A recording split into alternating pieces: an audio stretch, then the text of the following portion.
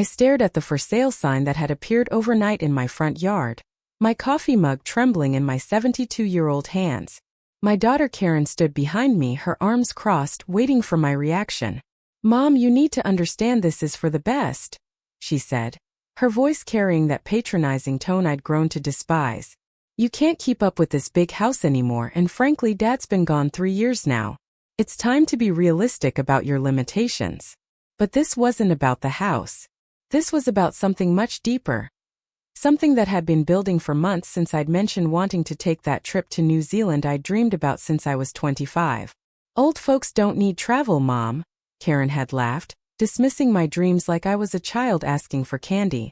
"What you need is a nice assisted living facility where people can take proper care of you." Standing there in my bathrobe at 7 in the morning, looking at that sign stabbed into my perfectly manicured lawn like a declaration of war, I realized this wasn't just about travel or the house. This was about my children systematically erasing me from my own life, treating me like I was already dead just because I'd crossed some arbitrary age threshold they decided made me irrelevant. What they didn't know was that yesterday, while packing boxes they forced me to fill, I'd found something that would change everything. Hidden in the back of my bedroom closet, behind winter coats I hadn't worn in years, was an old scrapbook I'd forgotten existed. Inside were newspaper clippings, travel brochures, and photographs from 1975. Evidence of a dream I'd abandoned when I chose motherhood over adventure. A dream that was about to become their worst nightmare. Because I hadn't just been sitting around accepting their verdict on my life. While they planned my future without consulting me, I'd been making plans of my own. Plans that would show them exactly what this helpless old lady was capable of. Plans that started with a phone call I'd made last week to a number I'd found in that scrapbook. A number that was still connected after all these years, leading me to someone who remembered the woman I used to be before I became just Mom and Grandma. My name is Betty Morrison, and this is the story of how my family tried to put me out to pasture, and how I showed them that at 72 I was just getting started. The journey to this moment began 6 months ago at what was supposed to be a celebration. My grandson Tyler's high school graduation party. I'd spent 3 days cooking Tyler's favorite foods, decorating the backyard, and preparing a memory book filled with photos from his childhood. I'd always been the family's documenter, the one who remembered birthdays, preserved traditions, and made sure everyone felt loved and connected to our family history.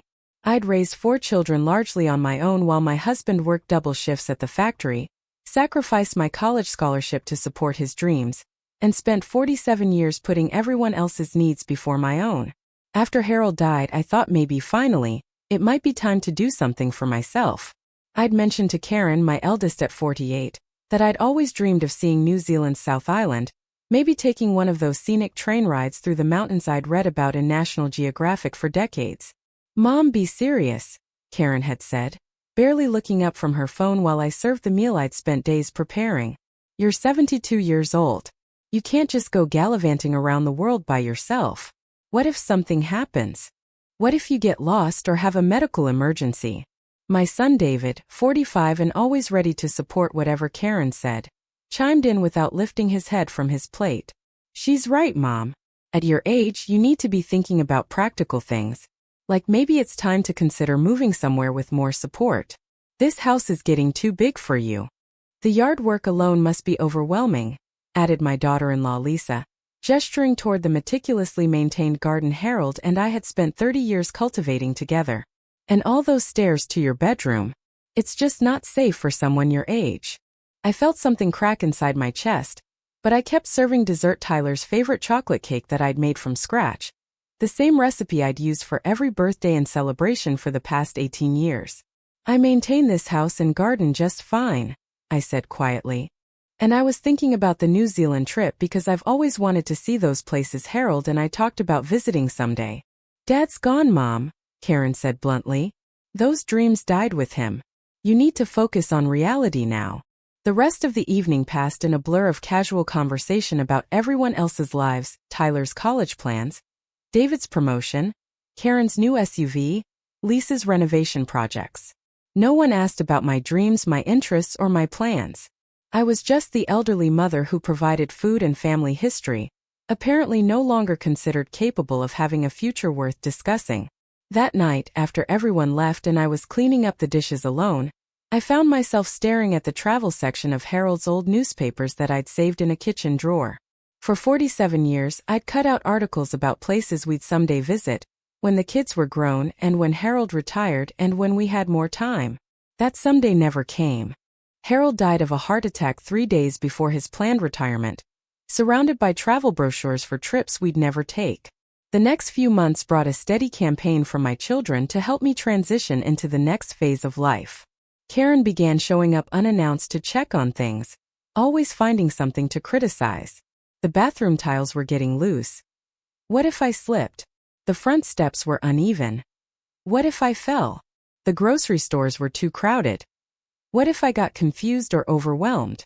You know, Mom, she said during one of these visits, settling into Harold's old recliner like she owned the place, I've been looking at some really nice retirement communities. There's one called Sunset Manor that has all kinds of activities. They have bingo twice a week. And there's a craft room where you could do those needlepoint projects you used to enjoy. I never enjoyed needlepoint, I said. Your grandmother did needlepoint. I've always preferred reading and gardening. Well, they have books too, Karen said dismissively. The point is, you'd be around people your own age, and there would be staff available if you needed help with anything. Plus, they provide all your meals, so you wouldn't have to worry about cooking anymore. I like cooking, I protested. I've been cooking for this family for 50 years. And you've earned a rest, David added, having arrived while Karen was talking. You shouldn't have to work so hard at your age. Let other people take care of you for a change. They spoke about me like I was already incapacitated, discussing my limitations and needs as if I wasn't sitting right there. When I mentioned that I was still driving perfectly well, they exchanged meaningful looks. When I talked about the book club I joined at the library, Karen suggested that too much reading might strain your eyes. When I described the yoga class I'd started attending, David worried that all that stretching might cause injury. The worst part was how they'd begun editing me out of family plans. Tyler's 18th birthday party was held at Karen's house because it would be easier for everyone. David's anniversary celebration was adults, only because the restaurant might be too noisy for Grandma. When Karen's family took their annual ski trip to Colorado, I wasn't even told about it until after they returned. We didn't want to make you feel bad that you couldn't come, Lisa explained when I saw the photos on Facebook. Skiing is really a young person's activity. I'd never expressed any interest in skiing, but that wasn't the point. The point was that I was being systematically excluded from life because they decided I was too old to participate. They'd created an image of me as fragile, confused, and incapable, then used that image to justify treating me like I was already dead. The breaking point came during Thanksgiving dinner, which I'd hosted every year for the past 32 years. I'd spent a week preparing Harold's mother's traditional recipes, setting the table with the china we'd received as wedding gifts, and arranging the house to accommodate everyone comfortably. I'd made sure there were activities for the grandchildren, dietary accommodations for Lisa's gluten sensitivity, and enough leftovers for everyone to take home. As we sat around the table I'd set with such care, Karen announced that this would probably be the last year I'd host Thanksgiving. It's just getting too much for you, Mom, she said, reaching across the table to pat my hand like I was a pet. Next year we'll rotate hosting duties among the rest of us. You can just come as a guest and relax. I don't want to relax, I said. I enjoy hosting Thanksgiving. This house has been the center of our family celebrations for over 30 years. But you're 72, Karen repeated, as if my age were a terminal diagnosis. You shouldn't have to work so hard. You should be enjoying your golden years. These are my golden years, I said firmly. And I'm not enjoying them when you keep telling me I'm too old for everything I want to do. Tyler, bless him, looked up from his phone for the first time all evening. What kind of stuff do you want to do, Grandma? Before I could answer, Karen jumped in. Grandma was talking about some crazy idea to travel to New Zealand by herself. We've explained that it's not realistic at her age. Why not? Tyler asked. My friend Jake's grandmother just got back from a cruise around the Mediterranean. She said it was awesome. That's different, David said. A cruise has medical facilities and structured activities. Mom was talking about just flying off to another country with no plans or support system. I never said I had no plans, I protested. I've been researching the trip for months. I know exactly where I want to go and what I want to see. Karen rolled her eyes. Mom, you get confused using the new TV remote. You really think you can navigate international airports and foreign currencies? The television remote comment stung because it was based on one incident where I'd accidentally switched to the wrong input and asked Karen to help me fix it. That single moment of minor confusion had become evidence of my general incompetence in her mind. I managed to raise 4 children, run a household, and help your father build a successful business, I said quietly. I think I can figure out how to buy a plane ticket. That was different, Lisa chimed in. You were younger then. Travel is stressful, especially international travel. At your age, you need to be careful about overexertion and overstimulation. I looked around the table at my family. These people I devoted my entire adult life to supporting, encouraging, and nurturing. They were discussing my capabilities like I was a child, making decisions about my future based on assumptions about my limitations. Tyler was the only one who seemed to think there might be nothing wrong with a 72-year-old woman wanting to see the world. After everyone left that night, I sat in the kitchen surrounded by dirty dishes, listening to the silence of the house Harold and I had filled with life for so many decades. For the first time since his death, I felt truly alone. Not because I was by myself, but because my own children had decided I was no longer worth consulting about my own life. That's when I went upstairs and began seriously looking at assisted living brochures, not because I wanted to move, but because I wanted to understand what my children saw as my future. The glossy pamphlets showed smiling elderly people playing cards, doing crafts, and attending lectures about topics like managing your medications and staying safe in your home. The activities calendars were full of events designed for people who were assumed to have no interest beyond basic social interaction and simplified entertainment. This was what my children wanted for me. A carefully managed existence where all decisions would be made by someone else, where my days would be filled with activities chosen by staff members who didn't know me, where my world would shrink to the size of a facility designed for people who were waiting to die. I spent that night walking through the house Harold and I had shared, looking at the evidence of the life we'd built together. The kitchen where I'd prepared thousands of meals, teaching each of my children to cook the recipes passed down from their grandparents. The living room where we'd celebrated Christmas mornings, birthday parties, and milestone achievements. The garden where Harold and I had spent summer evenings planning improvements and dreaming about the future. In our bedroom, I opened the closet and began looking through boxes of old photographs and papers, trying to remember who I'd been before I became defined entirely by my role as wife and mother. That's when I found it.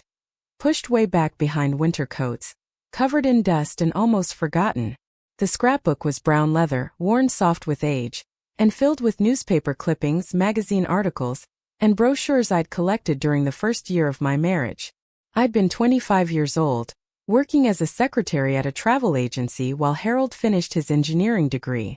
I'd spent my lunch hours reading about exotic destinations and planning the trips we'd take someday, when we had more money and fewer responsibilities. The first page contained a yellowed newspaper clipping from 1975. Local woman wins essay contest, earns trip to New Zealand. I stared at the headline, memories flooding back like water through a broken dam. I'd entered a travel writing contest sponsored by the regional newspaper, submitting an essay about why I wanted to see New Zealand's South Island. I'd written about the mountains, the lakes, the possibility of taking the Transalpine Railway through landscapes that looked like they belonged in fairy tales. I'd won. The prize was a 2-week, all-expenses-paid trip for 2 to Christchurch and Queenstown, including train travel through the Southern Alps. I'd been so excited I could barely speak when they called to tell me. Harold and I had celebrated with dinner at the fanciest restaurant we could afford, making plans for the adventure of a lifetime. Then I'd gotten pregnant with Karen. The trip had been scheduled for March 1976, but Karen was due in February. We couldn't take the risk of traveling so close to my due date, and we couldn't afford to pay the change fees to reschedule.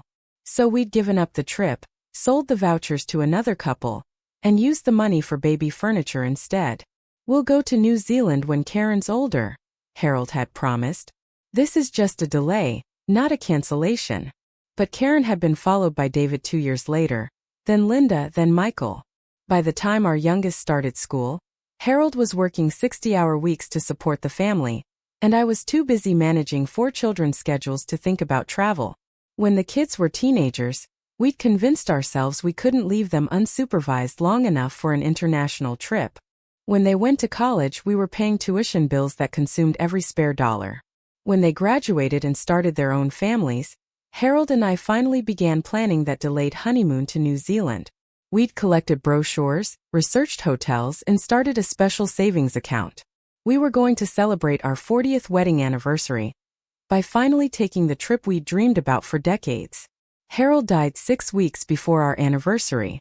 Sitting on my bedroom floor with that old scrapbook spread around me, I realized I'd spent 47 years waiting for permission to live my own life.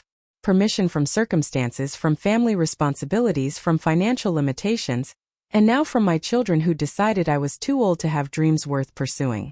I picked up my phone and did something I hadn't done in months. I Googled flights to New Zealand. The search results showed dozens of options, with prices that were well within my budget now that Harold's life insurance had been settled and the house was paid off. I could afford first-class tickets, luxury hotels, and guided tours if I wanted them. I had no dependents, no job obligations, and no responsibilities except the ones my children kept trying to impose on me. For the first time since Harold's death, I felt a spark of excitement about the future. I spent the next several days researching New Zealand travel options with the intensity I'd once devoted to researching colleges for my children. I learned about visa requirements for American seniors, health insurance coverage for international travel, and tour companies that specialized in providing support for older travelers. I discovered that New Zealand was actually considered one of the safest and most accessible destinations for senior tourists, with excellent healthcare systems and infrastructure designed to accommodate people of all ages and mobility levels. I also discovered something else. I wasn't the only older person with dreams my children considered unrealistic. Online forums were full of people in their 60s, 70s, and 80s sharing stories of adventures they'd taken after their families told them they were too old for such nonsense. They posted photos from African safaris, Asian temple tours, and European river cruises, proving that age was no barrier to living fully. One woman named Margaret, 78 years old, had started her travel blog after her son tried to have her declared incompetent for wanting to visit Antarctica. She'd not only made the trip successfully, but she documented every moment of the journey, inspiring thousands of other seniors to pursue their own delayed dreams. Her most popular post was titled, "What Your Children Don't Want You to Know About Aging. You're Not Dead Yet." I spent hours reading these stories, feeling less alone than I had in months. These people understood something my children didn't. That reaching 70 doesn't mean your life is over. It means you finally have the freedom to live without constantly considering everyone else's needs and opinions. But I wasn't quite ready to book a trip to New Zealand. First, I wanted to test my family's reaction to a smaller adventure, something that would give me information about their true motivations for keeping me homebound. I called Karen and told her I was thinking about visiting my sister Rose in Phoenix for a week. Rose and I had grown closer since Harold's death, talking on the phone regularly and supporting each other through the challenges of widowhood. She'd been encouraging me to visit for months. "Oh, Mom, I don't think that's a good idea," Karen said immediately. "Phoenix is so hot, and the dry air might affect your breathing. Plus, Aunt Rose is almost as old as you are. What if something happened to both of you?" "Rose is only 18 months older than me," I pointed out. "She's not incapacitated. She volunteers at a hospital, maintains her own home, and drives herself everywhere she needs to go." "But you'd have to fly by yourself," Karen continued. "Airports are so confusing now with all the security changes. What if you missed your connection or got lost?" "I flew to Linda's wedding in California just 2 years ago," I reminded her. "I managed that trip without any problems." "That was different. You were younger then and Linda met you at the airport. You can't expect Aunt Rose to accommodate your needs the way we do." I hung up feeling frustrated but not surprised. Karen's objections had nothing to do with legitimate safety concerns and everything to do with maintaining control over my activities. She'd revealed her true thinking in that last comment, that I had needs requiring accommodation rather than simply being an adult capable of managing my own travel arrangements. I called Rose that evening and told her about the conversation. "Oh, honey," Rose laughed. I get the same thing from my kids. They act like turning 70 gave me some kind of brain damage. Last month, my daughter Susan tried to convince me I shouldn't drive to the grocery store by myself anymore. I've been driving for 54 years without a single accident, but apparently reaching 71 makes me too dangerous for public roads. How do you handle it? I asked. I do what I want anyway, Rose said simply. I stopped asking permission from my children when I realized they were never going to give it. They want me to sit in my house, watch television, and wait for them to visit when it's convenient. That's not living, Betty. That's just existing. Rose's words stayed with me for days. I was asking permission from my children to live my own life, accepting their limitations as if they had the authority to impose them. When had I given them that power? When had I started believing that my age made me incompetent to make my own decisions? I decided to stop asking and start acting. My first act of rebellion was small but significant. Instead of calling Karen to tell her about my plans, I simply booked a flight to Phoenix for the following week. I arranged my own transportation to the airport, confirmed my plans with Rose, and prepared for a week of sister time that didn't require anyone else's approval or assistance. When Karen called 3 days later for her usual check-in, she asked about my weekend plans. Actually, I'll be in Phoenix, I said casually. I'm flying out Thursday morning to visit Rose for a week. The silence on the other end of the phone lasted so long I thought the call had dropped. Mom, we talked about this, Karen finally said, her voice tight with anger. We agreed it wasn't a good idea for you to travel alone. You told me it wasn't a good idea, I corrected. I never agreed with that assessment. I've booked my flight, packed my bags and made plans with Rose. I'm perfectly capable of managing a simple domestic flight. What if something goes wrong? What if you have a medical emergency in a strange city where nobody knows your health history? Rose knows my health history. I carry a medical information card in my purse. I have travel insurance in my Medicare card. I've taken care of myself for 72 years, Karen. I think I can handle a week in Phoenix. This is ridiculous, Karen snapped. You're being stubborn and irresponsible. What if Dad could see you acting like this? The comment about Harold was a low blow, but it also revealed something important. Karen wasn't concerned about my safety. She was angry that I'd made a decision without consulting her. She'd become used to managing my life, and my independence threatened her sense of control. Your father would be proud of me for finally doing something for myself, I said firmly. He always supported my dreams, even when we couldn't pursue them together. I hung up before she could respond, my hands shaking not from fear but from adrenaline. For the first time in months, I'd stood up for myself without apologizing or backing down. It felt both terrifying and exhilarating. The Phoenix trip was exactly what I needed. Rose and I spent a week rediscovering ourselves as individuals rather than just mothers and grandmothers. We visited museums, attended lectures at the local senior center, took a day trip to Sedona to see the Red Rocks, and spent hours talking about dreams we'd deferred for decades. You know what I realized? Rose said as we watched the sunset from her back patio on my last evening. Our kids think we stopped being real people when we became their parents. They see us as mom and grandma, not as Betty and Rose who have our own interests and desires. Karen actually said I should focus on reality instead of dreams, I told her. Like dreaming is inappropriate at our age. Dreams are what keep us alive, Rose said firmly. The day you stop dreaming is the day you start dying. When I returned home, I felt like a different person. The week away had reminded me that I was still capable, still curious, still interested in experiencing new things. I'd navigated airports without confusion, managed my medications without supervision, and enjoyed myself thoroughly without requiring assistance or accommodation from anyone. Karen was waiting for me when I got home from the airport. How was your trip? She asked, her tone suggesting she hoped I'd encountered problems that would prove her point about my limitations. It was wonderful, I said honestly. Rose and I had a great time. We're already planning my next visit. Well, I'm glad you had fun, Karen said. But I hope you got this wanderlust out of your system. David and I have been talking, and we think it's time to seriously consider your housing situation. This house is getting too much for you to maintain. And after this Phoenix adventure, we're concerned about your judgment regarding safety and appropriate activities for someone your age. There's nothing wrong with my judgment, I said calmly. I managed the trip perfectly well, just as I managed this house perfectly well. Mom, be reasonable. You're 72 years old living alone in a big house. What if you fell down the stairs? What if you had a stroke or a heart attack with no one around to help? We worry about you constantly. Your worry is not my problem, I said, surprising both of us with my directness. I'm sorry if my independence causes you anxiety, but I'm not willing to give up my home or my freedom to make you feel better. Karen's face flushed red.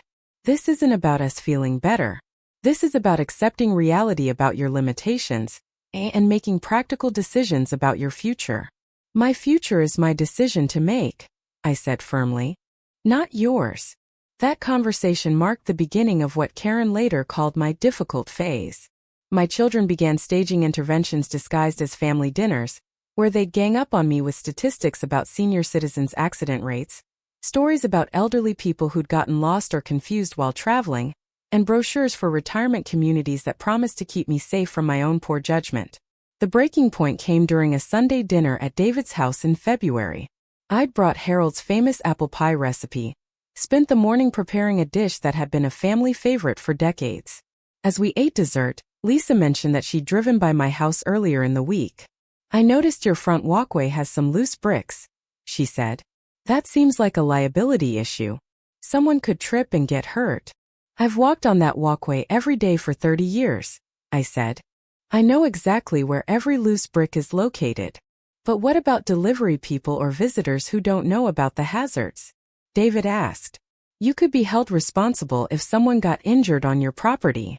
Those bricks have been loose for 5 years, I said. Harold was going to fix them before he died. No one has ever tripped on them. That doesn't mean it won't happen, Karen said. And at your age, you can't just ignore maintenance issues and hope for the best. At my age, I repeated. You keep talking about my age like it's a disease that prevents me from living normally. It's not a disease, Mom, but it is a factor, Karen said. You can't do everything you used to do. You're not as sharp as you used to be, you're not as steady on your feet, and you can't handle stress the way you used to. We're trying to help you adjust to these changes gracefully. I'm sharper than you think, I said quietly. Sharp enough to know when I'm being patronized and manipulated. The room fell silent except for the sound of Tyler texting on his phone. He was the only grandchild present. The others had reached ages where family dinners were no longer mandatory attendance events. Nobody's trying to manipulate you, Grandma, he said suddenly, looking up from his phone. But maybe they're trying to help you in ways you don't want to be helped? Out of the mouths of babes. Tyler had identified the core issue more clearly than any of the adults in the room. My children weren't responding to my actual needs or limitations. They were trying to impose help I didn't want based on problems I didn't have. Thank you, Tyler, I said. That's exactly right. I don't want the kind of help they're trying to give me. But Mom, David said, we can see problems you might not be aware of. Sometimes people don't realize when they're declining. What problems? I asked directly. Give me specific examples of things I can't do anymore that I used to do. The ensuing silence was telling. After several moments, Karen said, Well, you seem more forgetful lately. Give me an example. You forgot to call me back last week when I left a message. I didn't forget. I chose not to call back because your message was about assisted living brochures I'd already told you I wasn't interested in discussing. You see, Karen said, turning to David as if I wasn't in the room. She's becoming defiant and unreasonable. I'm becoming selective about how I spend my time, I corrected. There's a difference. That night, I made a decision that would change everything. I was tired of defending my competence, tired of justifying my desire to live independently, and tired of being treated like a burden rather than a beloved family member. If my children were determined to see me as incompetent, I'd show them what real incompetence looked like. And then I'd show them what their supposedly declining mother was actually capable of achieving. I went home and pulled out that old scrapbook again. But this time I wasn't looking at it with nostalgia. I was looking at it with purpose. The newspaper clipping about my travel writing contest win was still there, along with my original essay about New Zealand. Reading it again, I was struck by the passion and intelligence in my younger self's writing. I hadn't become less capable with age. I'd just been convinced to think smaller about what was possible. That night, I began planning the journey that would prove to my family, and to myself, that being 72 didn't mean being done with living. I started by contacting the newspaper that had sponsored the original contest in 1975. The travel editor who judged my essay had retired decades ago, but the current editor was intrigued by my story. When I explained that I'd won a trip to New Zealand 47 years ago, but had never been able to take it because of family obligations, she was immediately interested.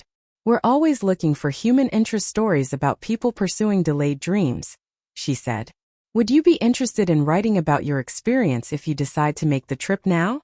Would I be interested? I hadn't written anything longer than a grocery list in 20 years, but suddenly I remembered how much I'd enjoyed crafting that original essay, how proud I'd been when it won first place among hundreds of entries. Maybe I still had something to say worth reading. I'd love to write about it, I said. But I want to be honest. I haven't done any professional writing since the 1970s. The best travel writing comes from personal experience and genuine emotion, she assured me. If you can capture what it means to finally pursue a dream you've waited 47 years to fulfill, that's exactly the kind of story our readers want to hear. Suddenly, my New Zealand trip wasn't just about proving my independence to my family. It was about reclaiming a part of myself I'd lost when I stopped believing I had anything important to contribute beyond domestic service. I was going to be a travel writer again, documenting an adventure that would show everyone, including myself, that 72 was just a number, not a limitation. But first, I had to deal with the immediate crisis my family was creating. The assisted living pressure was intensifying, and I suspected they were planning some kind of coordinated intervention. Karen had been making comments about having Dad declared incompetent if necessary, and David had asked pointed questions about my financial situation, suggesting they might be exploring legal options to override my decision-making authority. I needed advice, so I called my lawyer Jim Patterson, who'd handled Harold's will and knew our family situation well.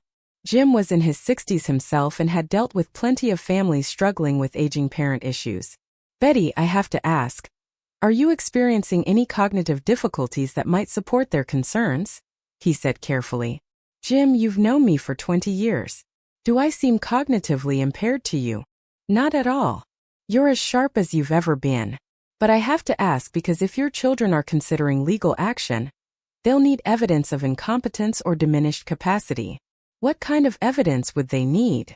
Documentation of behavior that demonstrates inability to manage your affairs, make reasonable decisions, or care for yourself safely. Has there been anything like that? I thought about the television remote incident, the loose bricks in my walkway, my desire to travel to New Zealand. None of these constituted evidence of incompetence, but I could see how they might be presented that way by people determined to prove I needed supervision. Jim, what would happen if they succeeded in having me declared incompetent? They could petition the court to appoint a guardian who would make decisions about your housing, medical care, and finances. Essentially, you'd lose the legal right to make your own choices about how to live. The thought was terrifying. My children could literally have me declared legally incompetent for wanting to travel and live independently. I could lose control over my own life because they decided my dreams were inappropriate for my age. How do I protect myself? I asked. The best protection is documentation that you're capable of managing your affairs and making reasonable decisions. Keep records of your activities, your financial management, your healthcare decisions. If they challenge your competence, you'll need evidence that you're living independently and successfully. After I hung up with Jim, I sat in Harold's old chair feeling overwhelmed by the magnitude of what my family was considering. They weren't just trying to talk me out of travel plans.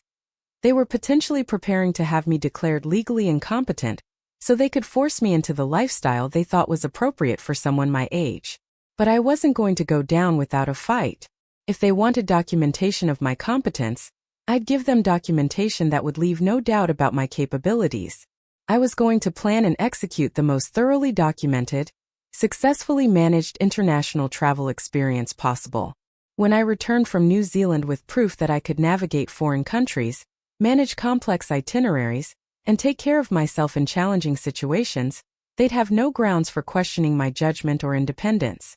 More than that, I was going to write about the experience in a way that would help other older adults who were being told they were too old for their own dreams. I was going to prove that 72 wasn't the end of life. It was the beginning of a new chapter where you finally had the freedom to be yourself without constantly managing everyone else's expectations and needs. The planning process became my full-time occupation. I researched every aspect of New Zealand travel with obsessive attention to detail, creating itineraries that would demonstrate my organizational skills and contingency plans that would address every possible safety concern my family might raise. I booked accommodations at reputable hotels, arranged ground transportation through established tour companies, and purchased comprehensive travel insurance that covered every conceivable emergency. I also began documenting everything. I kept detailed records of my research process, my financial planning, my health preparations, and my communication with travel professionals. If my children wanted to challenge my competence, they'd have to explain how someone who was supposedly suffering from cognitive decline had managed to plan and execute a complex international journey independently. But the most important part of my preparation was mental. I had to overcome 47 years of putting everyone else's needs first and believing that my own desires were selfish or inappropriate. I had to remember who I'd been before I became defined entirely by my relationships to other people. I had to reconnect with the 25-year-old woman who'd been confident enough to enter a writing contest and bold enough to dream of adventures on the other side of the world. That woman was still there, I realized. She'd just been buried under decades of being told that her role was to facilitate other people's dreams, rather than pursue her own. In March, exactly 1 month before my planned departure, Karen made her move. She arrived at my house on a Saturday morning with David and Lisa, carrying a stack of papers and wearing the serious expression she used for important family business. "Mom, we need to talk," she said, settling into the living room like she was conducting a board meeting. "We've been researching options for your future care, and we've found a wonderful facility that would be perfect for you." She handed me a glossy brochure for something called Golden Sunset Senior Living Community. The cover featured a photograph of elderly people playing cards in a sunny common room, everyone smiling, the kind of vacant, pleasant smiles that suggested heavy medication or complete surrender to institutional life. "This place has everything you need," Karen continued. 24-hour nursing care, meal service, activity programs, and transportation to medical appointments. You'd have a lovely one-bedroom apartment with a kitchenette, so you could still do some light cooking if you wanted to. "I don't want to," I said simply. "Mom, please just look at the brochure. They have a beautiful garden area where you could read, and there's a library with large print books. The dining room serves 3 meals a day, so you wouldn't have to worry about grocery shopping or meal planning." "I enjoy grocery shopping and meal planning," I said. "They're not problems that need to be solved." "But they could become problems," David said. "We're trying to be proactive about your needs before they become critical." "My needs are not critical," I said firmly. "My needs are perfectly manageable by me, in my own home, living my own life." Lisa leaned forward with the expression she used when explaining things to her own children. "Betty, we understand this feels like a big change, but think about all the worry you'll eliminate. No more concerns about home maintenance, yard work, or cooking for yourself. No more worrying about what would happen if you got sick or had an accident with no one around to help." "I'm not worried about those things," I said. "You're worried about those things." "Of course we're worried," Karen said, her voice rising with frustration. "We love you, and we can see problems developing that you're not acknowledging. Your judgment isn't what it used to be, Mom. You're talking about traveling to foreign countries when you can barely manage the television remote. You're living in a house that's too big for you, driving a car that might be unsafe, and making decisions without considering the consequences." "What consequences?" I asked. "What if you fall down the stairs and no one finds you for days? What if you get lost driving to the grocery store? What if you leave the stove on and burn the house down? What if you get scammed by someone who takes advantage of elderly people who live alone?" The litany of potential disasters was impressive in its creativity, but I noticed something important. Every single scenario was hypothetical. None of them were based on actual problems I'd experienced or demonstrated difficulties I'd exhibited. They were all projections of what might happen to someone of my age, not assessments of what was actually happening to me specifically. None of those things have happened, I pointed out. But they could happen, Karen insisted. And when they do, we'll be the ones who have to deal with the crisis because we didn't act responsibly when we had the chance. And there it was, the real motivation behind their concern. They weren't worried about my welfare. They were worried about their own convenience. They wanted to prevent potential future problems that might require them to provide assistance or support. Moving me into institutional care wasn't about protecting me. It was about protecting themselves from the possibility that I might eventually need help. So this is about making your lives easier, I said. It's about making everyone's life easier, including yours, David said. You'd be around people your own age with similar interests. You'd have activities and social opportunities designed specifically for seniors. You wouldn't have to worry about home maintenance or meal preparation or transportation issues. People my age with similar interests, I repeated. What interests do you think I have? The question seemed to confuse them. After a moment of silence, Lisa said, well, you like reading and gardening. And you used to enjoy cooking for family gatherings. I still enjoy cooking for family gatherings, I said. But you've stopped including me in family gatherings because you think I'm too old to participate meaningfully. That's not true, Karen protested. When was the last time you asked me to contribute something to a family event beyond showing up as a guest to be accommodated? Another uncomfortable silence. They couldn't remember because it had been months since they treated me as a contributing family member rather than an elderly relative to be managed. The point is, Karen said, trying to regain control of the conversation, this facility would provide you with appropriate activities and social connections. You could participate in things like bingo, craft classes, and movie nights with other residents. I don't like bingo, I've never enjoyed crafts, and I prefer reading to watching movies, I said. What makes you think those activities would appeal to me? They're age-appropriate activities, David said. Things that seniors enjoy doing together. I'm not seniors, I said firmly. I'm Betty Morrison. I'm an individual with my own preferences, interests, and capabilities. I'm not interchangeable with other people who happen to be in their 70s. Of course you're an individual, Karen said impatiently. But you're an individual who's 72 years old, and that means you have certain limitations and needs that you didn't have when you were younger. What limitations? I asked directly. Give me one example of something I can't do now that I could do 5 years ago. They exchanged glances, clearly struggling to identify specific evidence of decline. You seem more tired lately, Lisa offered weakly.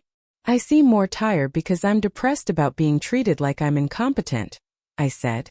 There's nothing wrong with my energy level when I'm doing things I enjoy.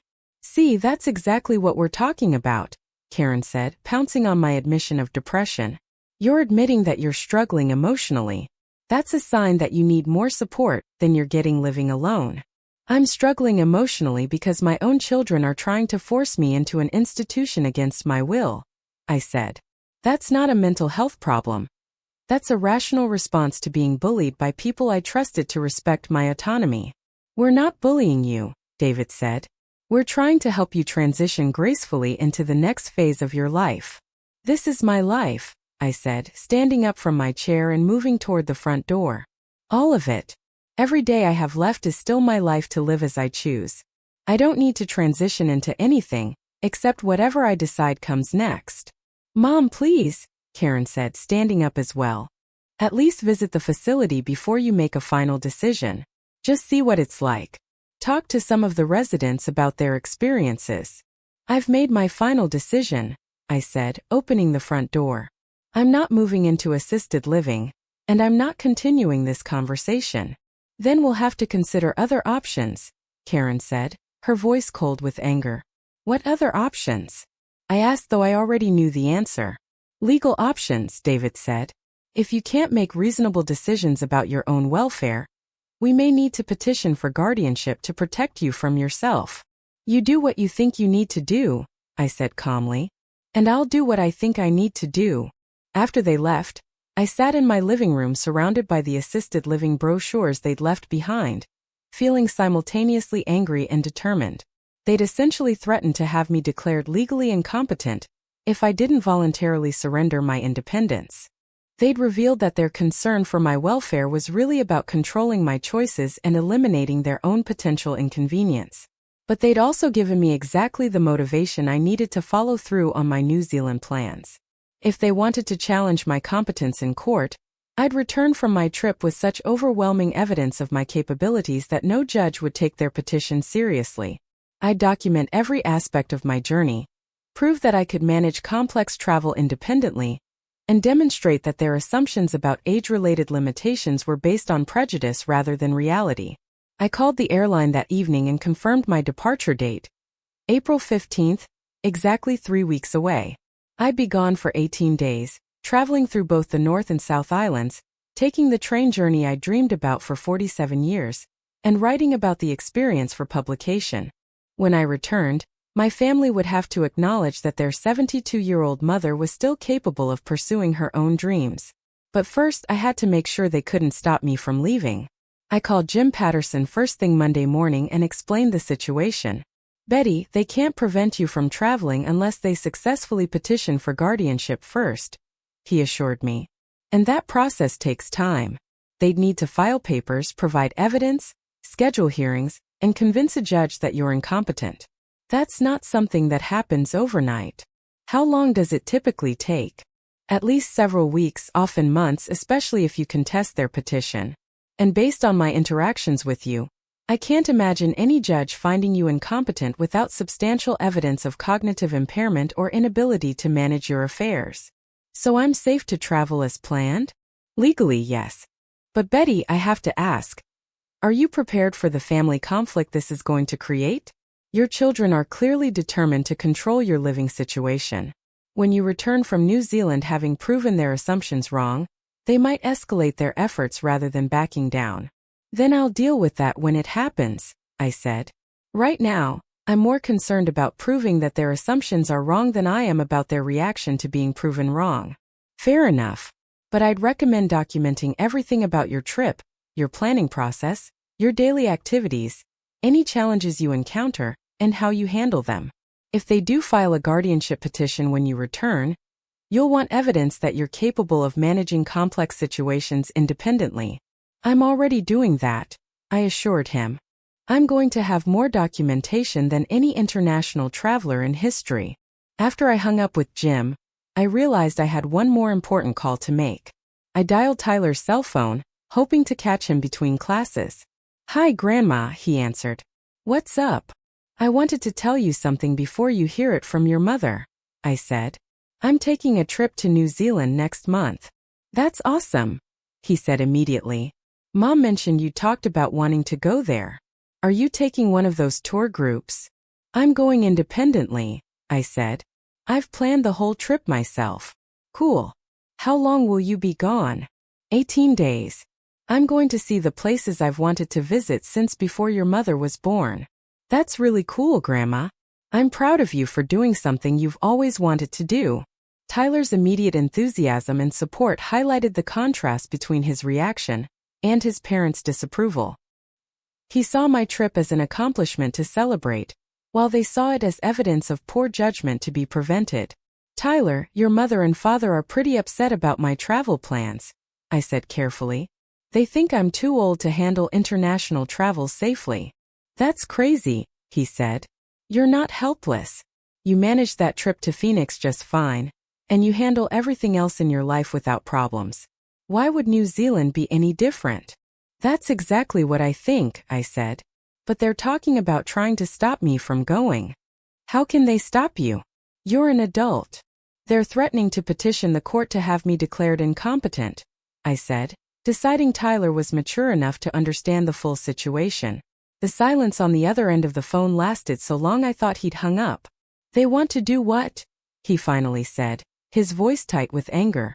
"They think that because I'm 72, I'm no longer capable of making reasonable decisions about my own life. That's the stupidest thing I've ever heard. Grandma, you're one of the smartest, most capable people I know. You helped me with my college applications because Mom couldn't figure out the financial aid forms. You manage all your own bills and medical appointments. You maintain that huge house and garden by yourself. How is any of that evidence of incompetence?" "It's not," I said. But they're focused on what they think I can't do rather than what I actually do successfully every day. This is really messed up, Tyler said. Is there anything I can do to help? Just keep being yourself, I said.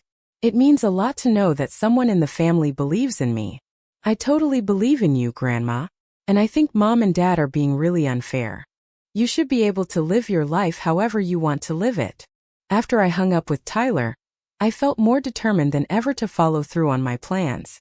If my own grandson could recognize my competence and support my independence, then my children's concerns were clearly based on their own anxieties rather than realistic assessments of my capabilities. I spent the next 3 weeks in intensive preparation mode, organizing every detail of my trip with the precision of a military operation. I created detailed daily itineraries, confirmed all reservations multiple times, arranged for house-sitting services while I was gone, and prepared emergency contact information for every stage of my journey. I researched New Zealand's healthcare system, identified hospitals near every hotel where I'd be staying, and purchased supplemental medical insurance that would cover any conceivable emergency. I also began my travel writing, starting with a pre-departure piece about the 47-year delay between winning the contest and finally making the trip. The editor at the newspaper was thrilled with my first draft and encouraged me to keep detailed notes about my experiences for a multi-part series when I returned. The writing process reminded me how much I'd enjoyed crafting that original essay in 1975. I'd always been good with words, but I'd stopped believing I had anything worth saying when I became focused entirely on supporting other people's achievements and aspirations. Rediscovering my voice as a writer felt almost as exciting as the prospect of the trip itself. 2 days before my departure, Karen made one last attempt to stop me. "Mom, I'm begging you to reconsider this trip," she said, appearing at my door unannounced. "I've been researching New Zealand, and it's not as safe as you think. The crime rates are higher than you realize, the healthcare system is different from ours, and you'll be completely alone in a foreign country with no support system." "I've researched New Zealand extensively," I said calmly.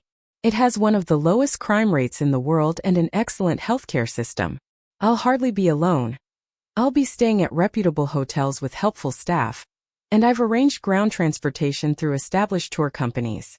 But what if something goes wrong? What if you get sick or injured? What if you lose your passport or your luggage? What if you get confused about the currency or the time zones? Then I'll handle whatever happens, just like I've handled challenges for the past 72 years, I said. "Karen, I'm not an invalid. I'm not suffering from dementia. I'm not helpless or incompetent. I'm a capable adult who's planned a well-organized trip to a safe, modern country. You're a 72-year-old woman traveling alone to the other side of the world," Karen said desperately. "That's not normal behavior for someone your age." "Maybe it should be," I said. "Maybe the problem isn't that I'm too old to travel. Maybe the problem is that we've created a society that expects people to stop living adventurously just because they reach an arbitrary age. Adventure is for young people," Karen said. "At your age, you should be focused on safety and stability, not taking unnecessary risks." "According to who?" I asked. "Who decided that reaching 70 means giving up everything that makes life interesting?" Karen stared at me like I was speaking a foreign language. She genuinely couldn't understand why someone my age would want anything more than a safe, predictable existence managed by other people. "If you insist on going through with this foolishness," she said finally, "don't expect us to rescue you when things go wrong." "I don't expect you to rescue me," I said. "I expect you to respect my right to make my own decisions about my own life." The morning of my departure, I woke up at 4:30 a.m. feeling more excited than nervous. My suitcase was packed with everything I could possibly need. My carry-on contained all my important documents and medications, and my camera was ready to document every moment of the journey I'd waited 47 years to take. As I waited for my taxi to the airport, I walked through the house Harold and I had shared for so many decades, touching familiar objects and remembering all the dreams we'd discussed in these rooms. The travel brochures we'd collected over the years, the maps we'd studied together, the plans we'd made for someday when we had more time and fewer obligations. Harold would have been proud of me for finally taking this trip, I knew. He'd always supported my dreams, even when circumstances prevented us from pursuing them together. He would have understood that this journey wasn't about rejecting the life we'd built together. It was about honoring the woman I'd been before I became defined entirely by my roles as wife and mother. The taxi driver helped me load my luggage, complimented me on traveling to such an exciting destination, and treated me like any other passenger rather than someone who needed special accommodation because of my age. It was a refreshing change from my family's assumption that I required constant supervision and assistance. At the airport, I moved through security, found my gate, and boarded my plane without encountering any of the confusion or difficulties my children had predicted. The flight attendants were helpful and professional, my fellow passengers were friendly, and I settled into my first-class seat feeling proud of myself for taking this bold step toward reclaiming my independence. As the plane lifted off, I looked down at the city where I'd lived my entire adult life, where I'd raised my children and built my identity around supporting other people's dreams. I was leaving behind everything familiar and safe to pursue an adventure my family considered inappropriate for someone my age. For the first time in years, I felt truly free. The flight to New Zealand was long but comfortable, with excellent service and entertainment that kept me occupied during the journey across multiple time zones. I chatted with other passengers, including several people in their 60s and 70s who were also traveling independently to pursue delayed dreams. One woman named Patricia, 78 years old, was making her first solo international trip after being widowed the previous year. "My son thinks I've lost my mind," she confided during our meal service. "He wanted me to join a grief counseling group instead of taking this trip. He said traveling wouldn't solve my problems." "What did you tell him?" I asked. "I told him I'm not trying to solve problems. I'm trying to live my life while I still have one to live," she said. "Grief counseling can wait. New Zealand might not." When we arrived in Christchurch, I navigated customs, collected my luggage, and found my prearranged transportation without any difficulties. The driver was a friendly local man who provided commentary about the city as we drove to my hotel, treating me like any other tourist interested in learning about his country. My hotel room was perfect, comfortable, well-appointed, and offering a beautiful view of the Southern Alps in the distance. As I unpacked my clothes and organized my belongings, I felt a profound sense of accomplishment. I'd successfully managed the first phase of international travel that my children had insisted was beyond my capabilities. That evening, I called Rose to let her know I'd arrived safely. "How was the flight?" she asked. "Wonderful," I said honestly. "I met some interesting people, the service was excellent, and I handled everything without any problems." "Of course you did," Rose said. "I never doubted you could manage international travel. The question is, how are you feeling about proving your family wrong?" "Vindicated," I said, "but also sad that it was necessary to prove anything. Why couldn't they just trust that I know my own capabilities?" "Because they're scared," Rose said simply. "They're scared of getting older themselves, and they're projecting their fears onto you. They can't imagine being 72 and still feeling adventurous because they're 48 and already feeling like their best years are behind them." Rose's insight was probably accurate. My children were approaching 50, dealing with their own anxieties about aging, and perhaps my determination to live boldly in my 70s threatened their assumptions about what was possible in later life. But that was their problem to solve, not mine to accommodate. The next morning, I began the New Zealand adventure I'd dreamed about for nearly 5 decades. I took a city tour of Christchurch, marveling at the blend of English colonial architecture and modern reconstruction following the earthquakes of the previous decade. I visited the botanical gardens, where I spent hours photographing flowers I'd never seen before, and talking with local gardeners about growing techniques that might work in my own garden back home. I had lunch at a cafe recommended by my hotel concierge, where I struck up a conversation with a couple from Australia who were impressed that I was traveling solo at my age. "Good on you," the woman said. "My mother is about your age, and she won't even drive herself to the grocery store anymore. She's convinced that turning 70 means giving up everything interesting." "It doesn't have to," I said. "Age is just a number if you don't let other people turn it into a limitation." That afternoon, I took the Transalpine Railway across the South Island toward the West Coast. The train journey I'd specifically mentioned in my contest-winning essay 47 years earlier.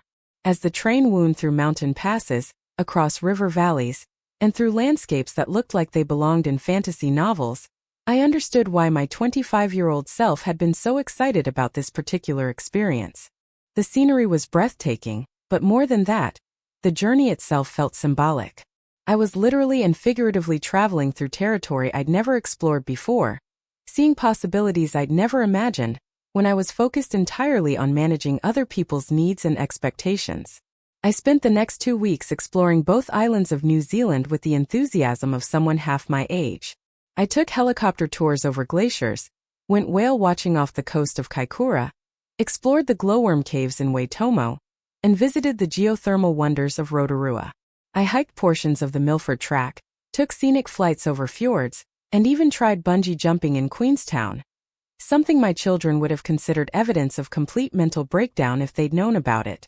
Each day brought new adventures and new proof that my age was no barrier to experiencing everything New Zealand had to offer. I managed complex travel arrangements, navigated unfamiliar cities, communicated effectively with people whose accents were sometimes difficult to understand, and handled minor challenges like delayed flights and fully booked restaurants without panic or confusion. More importantly, I rediscovered parts of myself I'd forgotten existed. The woman who enjoyed talking with strangers, who was curious about different cultures, who could adapt to unexpected situations with humor and flexibility. The woman who had opinions about art and politics and literature that weren't related to her children's needs or her husband's preferences. The woman who could spend an entire day alone and feel energized rather than lonely. I documented everything in detailed journals and photographs, but I also wrote daily emails to the newspaper editor who was planning to publish my travel series. Writing about my experiences forced me to think deeply about what I was learning, not just about New Zealand but about myself and about the assumptions our society makes about aging and capability. Today I climbed to the top of Mount Victoria in Wellington. I wrote in one email. The path was steep and challenging, but I made it to the summit in about the same time as people half my age. The view was spectacular, but the real reward was proving to myself that I'm still strong enough to pursue difficult goals. My children would have insisted this hike was too dangerous for someone my age, but the only real danger would have been letting their fears prevent me from trying. As my trip neared its end, I realized I didn't want to go home. Not because I didn't miss familiar surroundings and routines, but because I dreaded returning to a family that would see my successful adventure as evidence of reckless judgment rather than proof of continued competence. I knew they'd focus on potential dangers I might have encountered rather than celebrating the independence and capability I demonstrated. But I also knew I was returning as a different person than the one who'd left. I'd remembered who I was beyond my roles as mother and grandmother. I'd proven to myself that 72 was just the beginning of a new phase of life, not the end of possibilities. I'd reclaimed my identity as an individual with my own dreams worth pursuing. On my last day in New Zealand, I sat in a cafe in Auckland's harbour area, writing the final entry in my travel journal. I'd kept detailed records of every aspect of the trip: transportation arrangements, accommodation details, daily activities, expenses, challenges encountered and resolved, people met, places visited, and experiences enjoyed. The documentation would serve as evidence of my competence if my children followed through on their legal threats. But more than that, it was a record of one of the most meaningful periods of my life. I'd spent 18 days proving that age was no barrier to adventure, independence, or personal growth. I'd managed complex international travel, navigated unfamiliar environments, solved problems independently, and embraced opportunities that expanded my understanding of what was possible in later life. Most importantly, I'd written about the experience in a way that would help other older adults who were being told they were too old for their own dreams. My travel series would be published in a newspaper with a circulation of over 200,000 readers, many of whom were probably struggling with similar family pressures to accept diminished expectations because of their age. The flight home gave me time to prepare for the confrontation I knew was waiting. My children had made it clear that my trip was evidence of poor judgment rather than proof of competence. They'd probably spent the past 2.5 weeks preparing their guardianship petition, collecting opinions from doctors and lawyers who would support their position that I needed supervised care. But they'd also given me exactly the motivation I needed to document my capabilities so thoroughly that no court would take their concerns seriously. I was returning with evidence that I could handle complex challenges independently, manage my affairs responsibly, and make decisions that enhanced rather than endangered my well-being. I landed at the airport feeling both exhausted and exhilarated. The long journey had been physically tiring, but emotionally energizing.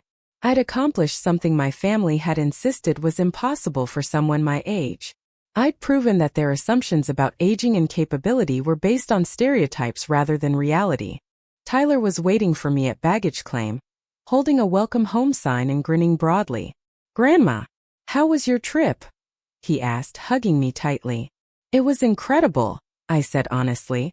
"The most amazing experience of my life. I can't wait to hear all about it. I brought my car to drive you home. Mom wanted to come, but she's working late." As Tyler loaded my luggage into his car, I realized Karen's absence was probably intentional. She was likely preparing for whatever intervention she'd planned for my return, and she wanted to avoid the airport reunion that might complicate her narrative about my irresponsible behavior. During the drive home, Tyler peppered me with questions about my adventures.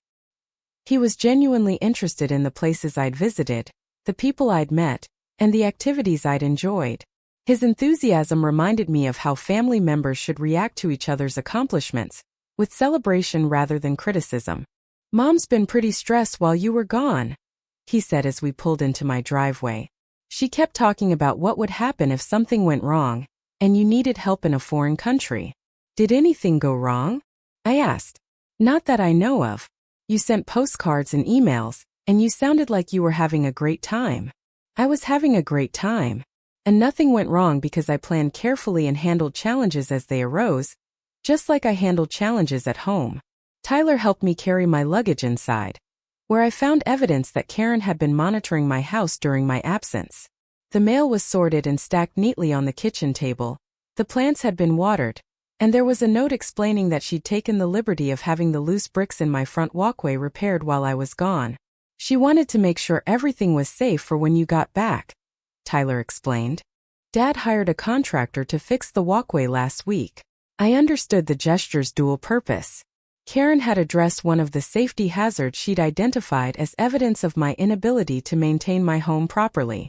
By fixing the walkway without my permission, she was demonstrating her capability to manage my affairs better than I could manage them myself. But she'd also done me a favor by eliminating one of the concerns they might have raised in a guardianship petition. If the walkway was now repaired, they couldn't argue that I was creating dangerous conditions through neglect of home maintenance. "That was thoughtful of her," I said diplomatically, though I would have preferred to be consulted about contractors working on my property. "She was just trying to help," Tyler said. "But I think she should have asked first." After Tyler left, I unpacked my belongings and began organizing the documentation I'd accumulated during my trip. Airline tickets, hotel receipts, tour confirmations, restaurant bills, medical insurance cards, passport stamps, photographs, journal entries, and email correspondence. All evidence that I'd successfully managed 18 days of complex international travel without assistance or supervision. I also had something else. A renewed sense of my own identity and capabilities. I'd remembered who I was when I wasn't defined entirely by other people's needs and expectations. I'd proven that 72 was just a number, not a limitation on what was possible in terms of adventure, growth, and personal fulfillment. The phone rang at 8 o'clock that evening. It was Karen, calling with the artificial sweetness she used when she was preparing to deliver difficult news. "Hi, Mom. Tyler told me you made it home safely. How was your trip?" "It was wonderful," I said. "Everything I'd hoped it would be and more." "Well, I'm glad you had fun," she said in a tone that suggested she wasn't glad at all. "But now that you're back, we need to discuss some serious concerns that came up while you were gone." "What concerns?" "David and I have been talking with some professionals about your situation, and we've learned some things that worry us about your judgment and decision-making capacity." Here it comes, I thought. The guardianship petition they'd been preparing while I was proving my competence on the other side of the world. "What professionals?" I asked. "We consulted with a geriatrician who specializes in cognitive assessment, and she explained some warning signs of age-related decline that we should be watching for. Impulsive decision-making, disregard for safety considerations, and resistance to family input are all early indicators of cognitive changes that older adults often don't recognize in themselves." So my desire to travel internationally is evidence of cognitive decline? I asked. It's evidence of impaired judgment, Karen said. The doctor explained that dementia often begins with loss of executive function, the ability to plan appropriately and assess risks realistically. Your decision to take this trip, especially after we explained our concerns, suggests that you're not processing information the way you used to. I was impressed by Karen's strategy. She'd found a medical professional who would interpret my independence and adventurous spirit as symptoms of cognitive impairment. My refusal to accept their limitations was being reframed as evidence that I couldn't recognize my own limitations. Did you explain to this geriatrician that I planned and executed the entire trip successfully? I asked. The planning isn't the issue, Mom. It's the judgment involved in deciding to go at all. Successful completion doesn't retroactively make it a reasonable decision for someone your age. What would have made it reasonable? I asked. Nothing, Karen said bluntly. That's the point. At 72, traveling alone to foreign countries isn't reasonable regardless of how well you think you handled it. And there was the core of their position. They weren't arguing that I demonstrated incompetence. They were arguing that certain activities were inherently inappropriate for people my age, regardless of individual capability or successful outcomes. Karen, I'd like to schedule a family meeting for this weekend, I said calmly.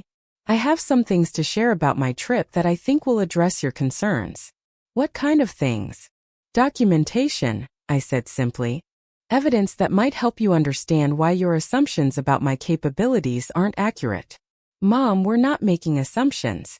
We're responding to observable changes in your behavior and judgment. Then let's schedule a meeting where everyone can observe the evidence I collected during my trip, I said. Saturday afternoon would work well for me. Karen agreed to the meeting, probably confident that whatever evidence I'd collected would support their position rather than mine. They'd convinced themselves that my successful trip was evidence of impaired judgment rather than proof of continued competence. I spent the next 3 days preparing for what I knew would be the most important presentation of my life. I organized my travel documentation into a comprehensive portfolio that demonstrated every aspect of my planning process, problem-solving abilities, and successful execution of complex arrangements. I compiled my journal entries into a narrative that showed thoughtful decision-making, careful risk assessment, and mature handling of unexpected challenges. I also prepared a response to their medical opinion by researching the difference between normal aging and cognitive impairment. I found plenty of evidence that maintaining independence, pursuing new experiences, and resisting unsolicited advice were actually signs of healthy aging, rather than symptoms of decline. Most importantly, I prepared emotionally for the possibility that my family would refuse to acknowledge evidence that contradicted their predetermined conclusions. I had to be ready for the reality that proving my competence might not change their minds about wanting to control my choices. Saturday arrived gray and drizzly, matching my mood as I prepared for the confrontation that would determine whether I could continue living independently or would be forced into the supervised existence my children thought was appropriate for someone my age. Karen, David, and Lisa arrived together at 2 o'clock, carrying briefcases and wearing the serious expressions they used for important business. They'd obviously prepared for this meeting as carefully as I had, probably assuming that formal presentation would intimidate me into accepting their conclusions about my limitations. Before we begin, I said, I want to show you something I think will provide helpful context for our discussion. I prepared a slideshow on my laptop, something that would have been impossible for someone suffering from cognitive decline. The first slide contained the newspaper clipping from 1975 announcing my contest win, along with my original essay about wanting to visit New Zealand. 47 years ago, I won a writing contest that earned me a trip to New Zealand. I began. I never took that trip because I got pregnant with you, Karen, and we decided family responsibilities were more important than personal dreams. But I never stopped wanting to see the places I'd written about in that essay. I clicked to the next slide, which showed my recent travel documentation, flight confirmations, hotel reservations, tour bookings, insurance policies, and detailed itineraries. This is evidence of the planning process I used to organize my trip. As you can see, I arranged every aspect of the journey carefully, with contingency plans for potential problems and comprehensive insurance coverage for any emergencies. The next series of slides contain photographs from my trip, along with excerpts from my travel journals describing daily activities, challenges encountered, and solutions implemented. I documented everything from navigation difficulties resolved with map reading skills to language barriers overcome with patience and creativity. These records show 18 days of independent travel through unfamiliar environments, I continued. I managed complex transportation connections, communicated effectively with people whose accents were sometimes difficult to understand, handled currency conversions and cultural differences, and adapted to unexpected changes in weather and scheduling. Karen, David, and Lisa watched the presentation in silence, their expressions revealing nothing about their reactions to evidence that contradicted their assumptions about my limitations. The final slides contained my travel writing samples and correspondence with the newspaper editor, who would be publishing my series about the experience. I'm also returning to professional writing for the first time in decades, I said. The editor has already accepted my preliminary articles and commissioned additional pieces based on the quality of my work. This represents intellectual engagement and creative productivity that would be impossible for someone suffering from cognitive decline. I closed the laptop and looked directly at my children. This documentation represents comprehensive evidence of planning ability, problem-solving skills, adaptability, independence, and intellectual capacity, I said. It demonstrates that your concerns about my judgment and capabilities are not supported by actual evidence of my behavior and performance. After a moment of uncomfortable silence, Karen opened her briefcase and pulled out a stack of papers. "Mom, this is very impressive documentation," she said carefully, "but it actually supports our concerns rather than addressing them." "How so?" "The fact that you put this much effort into proving your competence suggests that you're not thinking clearly about the real issues," David said. "This trip wasn't about your ability to handle travel arrangements. It was about the appropriateness of someone your age taking unnecessary risks." "What unnecessary risks?" I asked. "Flying alone across multiple time zones, staying in hotels where no one knew your medical history, participating in physical activities that could have caused injury, spending time in remote locations without immediate access to emergency services," Lisa recited. "Any one of these situations could have resulted in serious problems. But none of them did result in problems," I pointed out. "That's not the point," Karen said. "The point is that you placed yourself in situations where problems could have occurred, and you did it without considering how those problems would have affected your family." "How would problems have affected you?" I asked. "We would have had to drop everything and fly to New Zealand to deal with whatever crisis you'd created," David said. "We would have had to navigate foreign medical systems, arrange international medical transport, handle legal issues in a country whose laws we don't understand." "So this is about your convenience," I said. "This is about responsibility," Karen corrected. "You're not just responsible for yourself anymore, Mom. At your age, your decisions affect all of us because we're the ones who have to take care of you when things go wrong." "I didn't ask you to take care of me," I said. "I've never asked you to take care of me. You've appointed yourselves as my caretakers without my consent." "We're your children," Lisa said. "Taking care of aging parents is what families do." "Taking care of parents who need care is what families do," I corrected. "I don't need care. I need respect for my autonomy and acknowledgement of my continued competence." Karen pulled another set of papers from her briefcase. "Mom, we filed a petition for guardianship," she said quietly.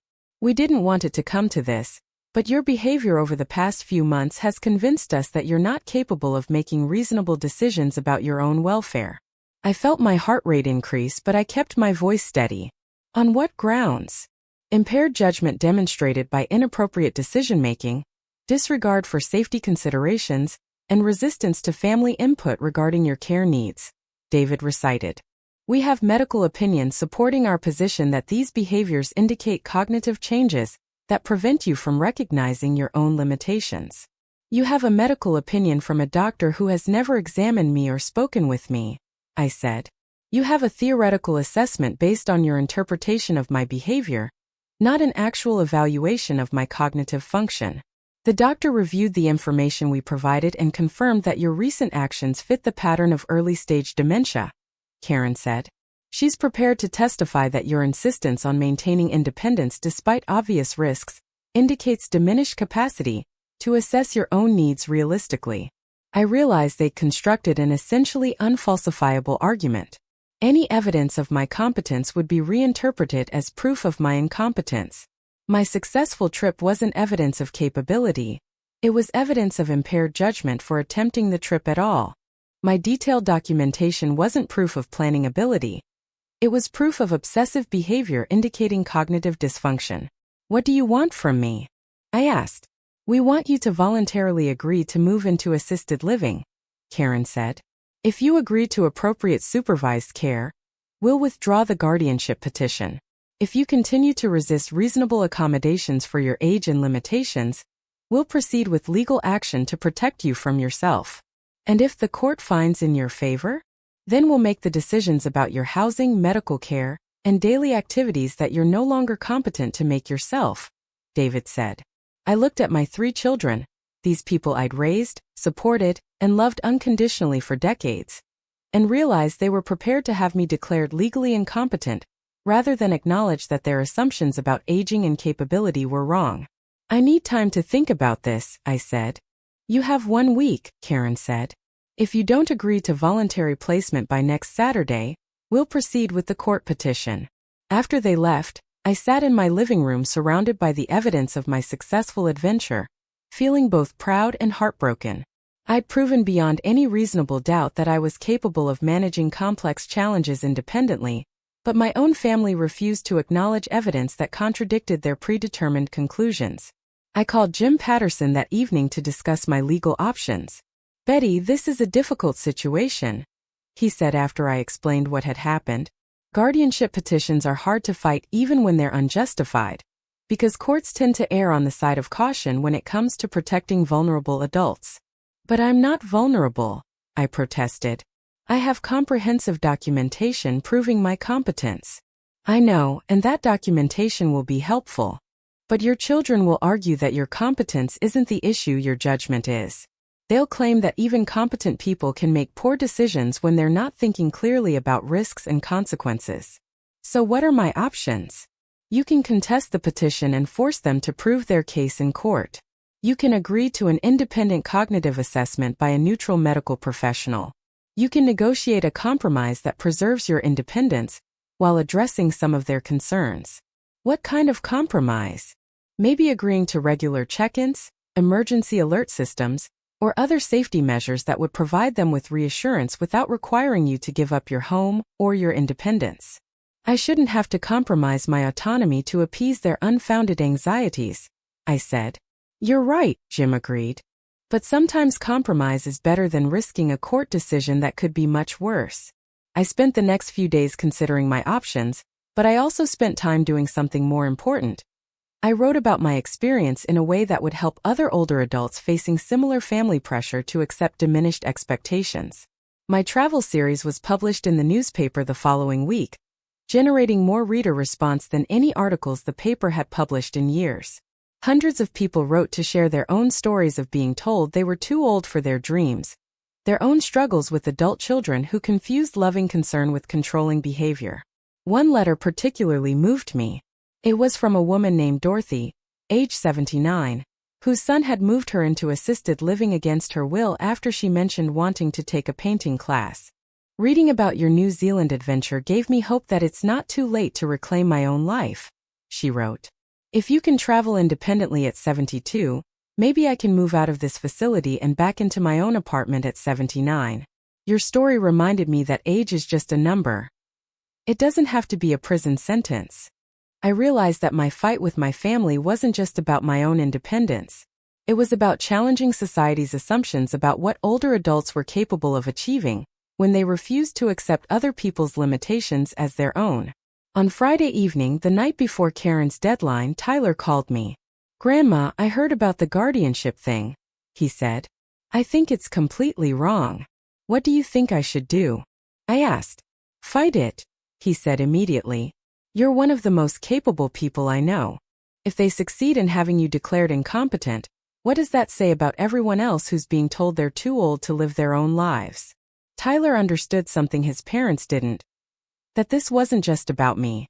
It was about whether older adults had the right to pursue their own dreams and make their own choices, or whether reaching a certain age automatically subjected them to other people's control over their lives. Saturday morning, I called Karen and told her my decision. I will not agree to voluntary placement in assisted living, I said. If you want to proceed with your guardianship petition, I'll see you in court. Mom, you're making a terrible mistake, Karen said. We're trying to help you, and you're treating us like enemies. You're trying to control me, I corrected. And I'm treating you like people who are trying to take away my legal right to make my own decisions about my own life. We'll file the petition on Monday, Karen said coldly. And when the court finds that you're incompetent, don't expect us to feel sorry for you. I don't expect you to feel anything except surprise when the court finds that your 72-year-old mother is perfectly capable of managing her own affairs, I said. After I hung up, I felt both terrified and determined. I was about to enter a legal battle that would determine whether I could continue living independently or would be forced into the supervised existence my children thought was appropriate for someone my age. But I also felt something else: pride in myself for refusing to surrender my autonomy just because other people thought I was too old to make my own choices. Win or lose, I was going to fight for the principle that reaching 72 didn't automatically disqualify me from having dreams worth pursuing. The court hearing was scheduled for 3 weeks later, giving both sides time to prepare their cases. I spent that time working with Jim to organize my evidence and identify expert witnesses who could testify about normal aging versus cognitive impairment. We found a geriatric psychiatrist who specialized in competency evaluations and was willing to conduct an independent assessment of my cognitive function. Dr. Sarah Mitchell was in her 50s, warm and professional, with extensive experience evaluating older adults for capacity issues. She spent 4 hours with me, conducting tests that measured memory, reasoning ability, judgment, and executive function. "Betty, I have to tell you," she said as we concluded the evaluation, "you scored in the superior range on every assessment. Your cognitive function is not only normal for your age, it's better than many people 30 years younger. Will you testify to that in court?" "Absolutely. In my professional opinion, you show no signs of cognitive impairment, dementia, or diminished capacity. Your decision to travel independently demonstrates excellent planning ability, realistic risk assessment, and successful execution of complex arrangements. If anything, your recent adventures suggest cognitive function that's thriving rather than declining." I also received support from an unexpected source. The newspaper editor who'd published my travel series called to tell me that my articles had generated interest from a publisher who wanted to discuss a book deal. "Your writing demonstrates intellectual engagement, creativity, and communication skills that belie any claims of cognitive decline," she said. "If you're interested, I'd be happy to provide testimony about your professional competence as a writer." When the court date arrived, I felt as prepared as possible. I had comprehensive documentation of my successful international travel, expert testimony about my cognitive function, evidence of my intellectual engagement through writing, and support from people who recognize my competence rather than focusing on my age. Karen, David, and Lisa arrived with their lawyer and their expert witness, the geriatrician who'd never examined me, but was prepared to testify that my behavior indicated cognitive impairment. The hearing lasted most of the day, with both sides presenting evidence and expert testimony. Karen's lawyer argued that my age combined with my reckless decision to travel internationally demonstrated impaired judgment that put me at risk. My desire to maintain independence despite my family's concerns was presented as evidence that I couldn't recognize my own limitations. Jim countered with documentation of my successful trip, testimony from Dr. Mitchell about my superior cognitive function, and evidence of my continued intellectual engagement through writing. He argued that my family's concerns were based on age-related stereotypes, rather than actual evidence of incompetence. The judge, a woman in her 60s named Margaret Foster, listened carefully to both sides before delivering her decision. "This case presents an important question about the balance between family concern and individual autonomy," she began. "The petitioners genuinely believe they're acting in Mrs. Morrison's best interests, but good intentions don't justify removing someone's legal right to make their own decisions." She looked directly at me. "Mrs. Morrison, the evidence shows that you planned and executed a complex international journey independently and successfully. You demonstrated excellent judgment, problem-solving ability, and adaptability. Your cognitive assessment results indicate superior mental function.